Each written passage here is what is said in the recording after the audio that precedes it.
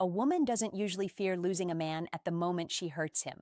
In that moment, there's distance, justification, emotion, and often relief. The real fear doesn't arrive during the argument, the silence, or even the breakup. It arrives later, quietly, when the noise is gone and the consequences begin to settle. That's when the mind starts replaying. Moments that once felt ordinary, but now feel irreplaceable. Not the dramatic highs, but the calm, the consistency, the safety that didn't demand attention because it never threatened to leave. And by the time that realization forms, the damage is already done.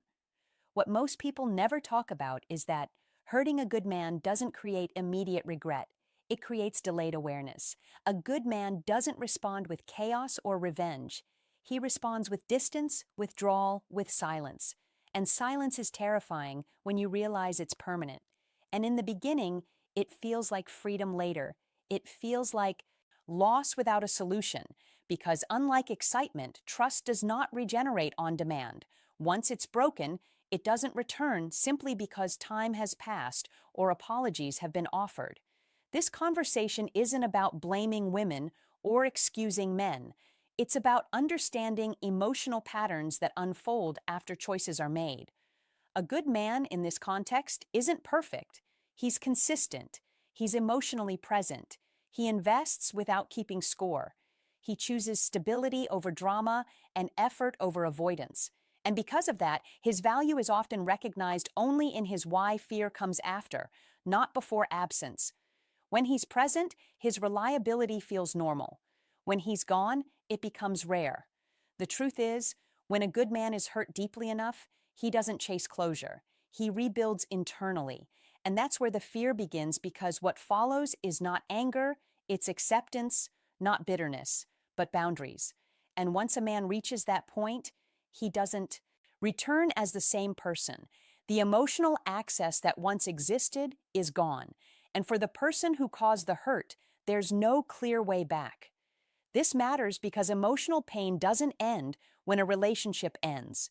It evolves. It changes form. For men, it often turns into discipline, distance, and growth.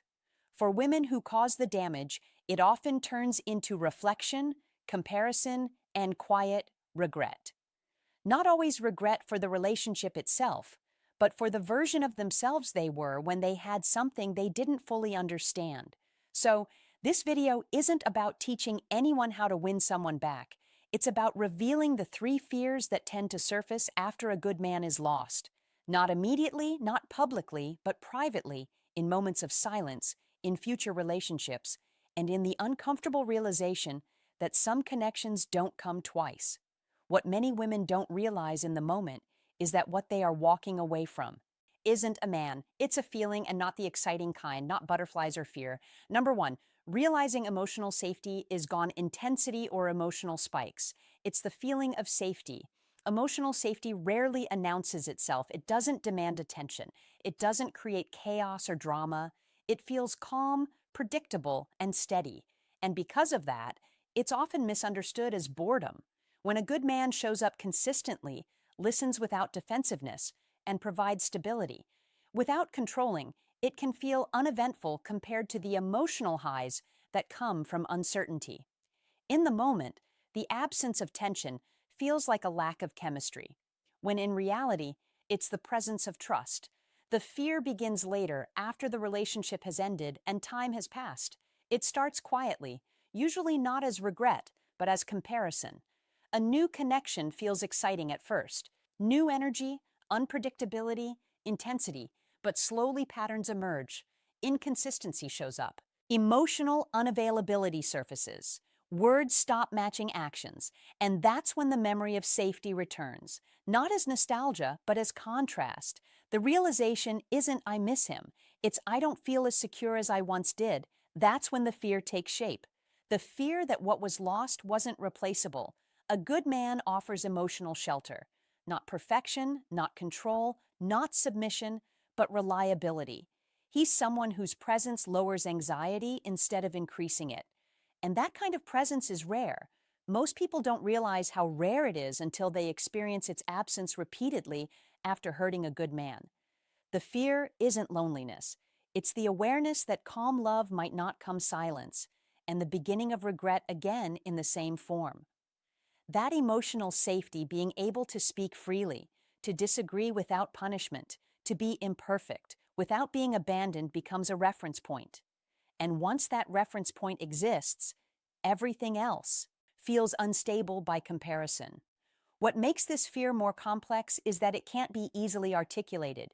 There's no dramatic story to tell, no villain to blame, just the quiet understanding that excitement fades, but safety endures. And when safety is gone, the nervous system remembers. It remembers how it felt to exhale, to not overthink every message, to trust consistency. That's why the fear deepens over time, because each new experience reinforces what was lost rather than replacing it.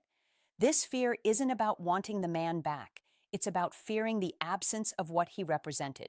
A good man doesn't just fill a role in a relationship, he sets a standard for emotional regulation and mutual respect.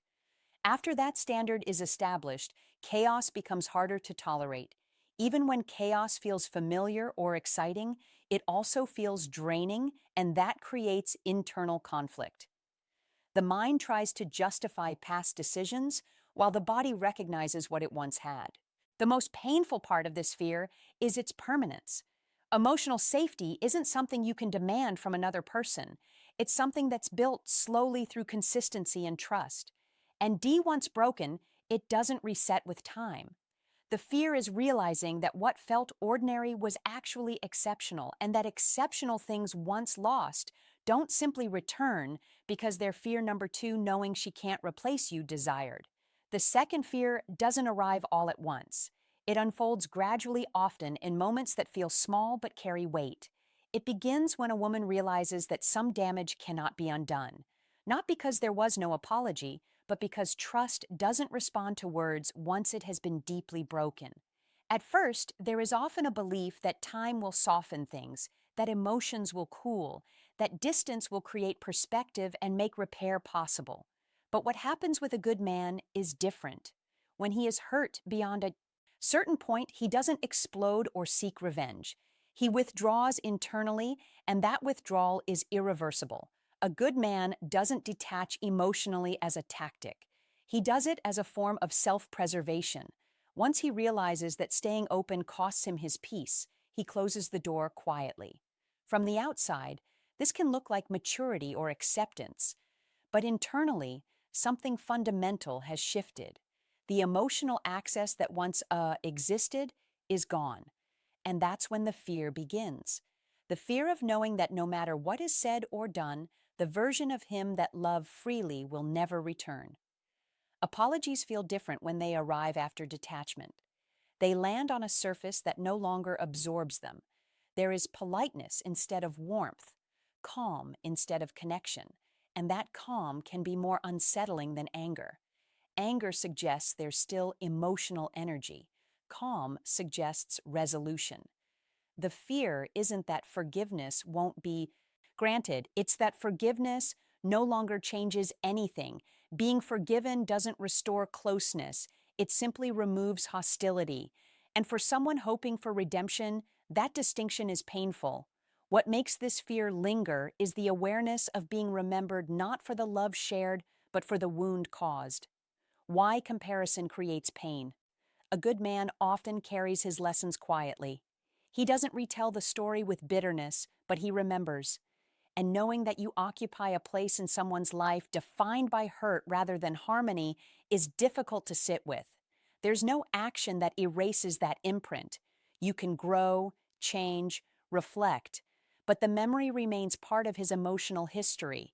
This fear deepens when there is an attempt to reconnect and the response is neutral. Not rejection, not anger, just distance. That distance confirms what words don't need to say. The door is closed. And unlike dramatic breakups, where emotions cycle back and forth, this kind of ending offers no illusion. There's no on and off pattern, no emotional leverage, just finality.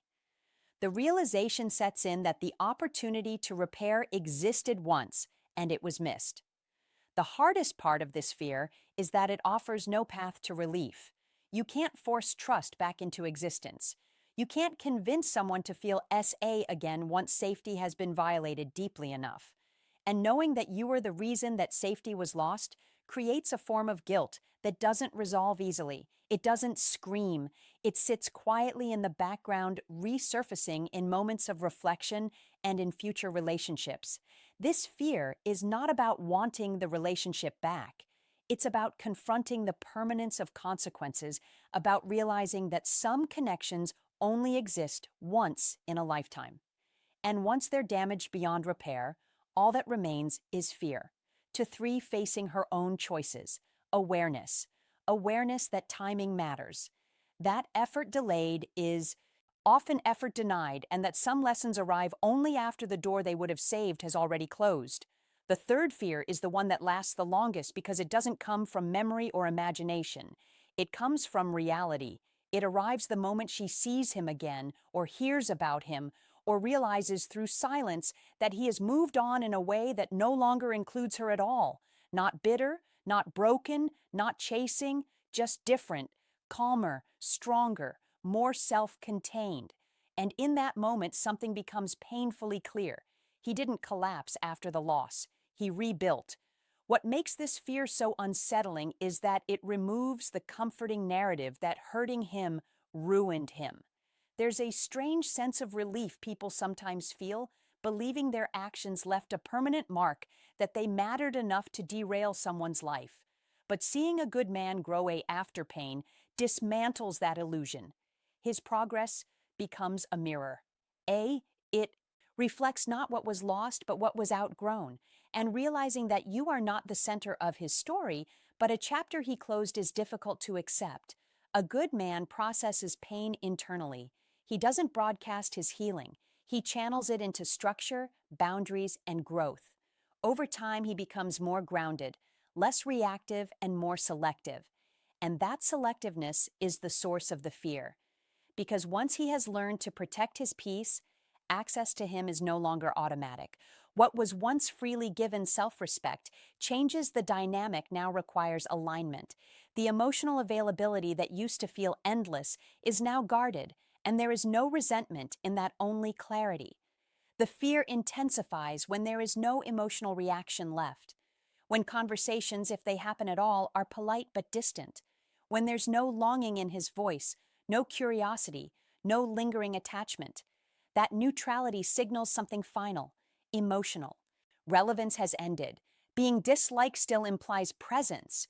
Being ignored implies resolution.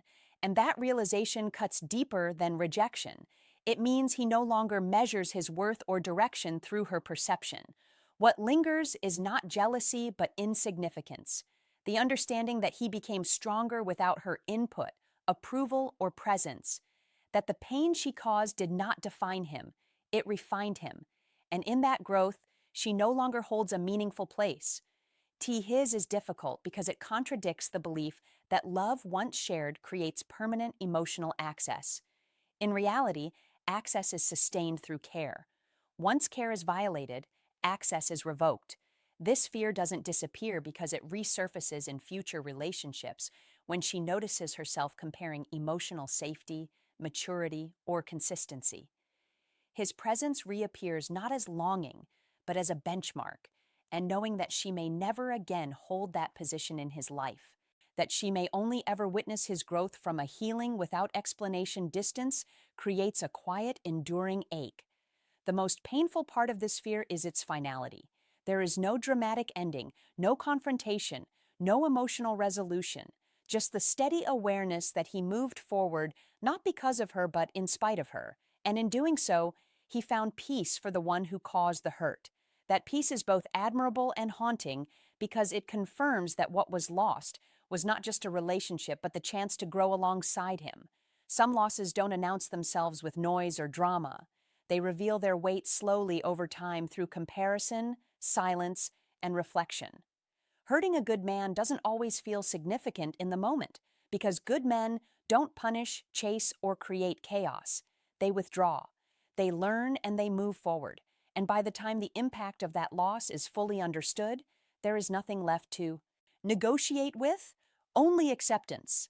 This isn't a story about blame or about who as right and who was wrong. It's about awareness, about understanding that certain kinds of love are quiet, and because they are quiet, they are easy to undervalue.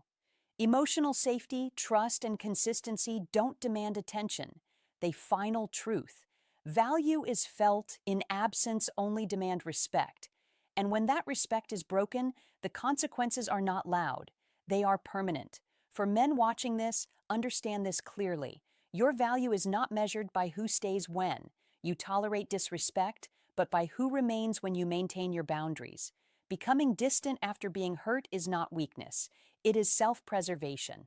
Growth after pain is not revenge. It is clarity. You don't owe access to anyone who did not protect your peace. For women, the truth is just as important. Not every lesson comes with a second chance. Some people enter your life to show you what stability feels like, not to stay forever. And recognizing that too late is one of life's quiet regrets, not because love ended, but because something rare was mishandled. The truth no one talks about is this: good men don't leave behind scars, they leave behind standards. And once those standards are set, they don't disappear. They follow both people forward. One is growth, the other as reflection.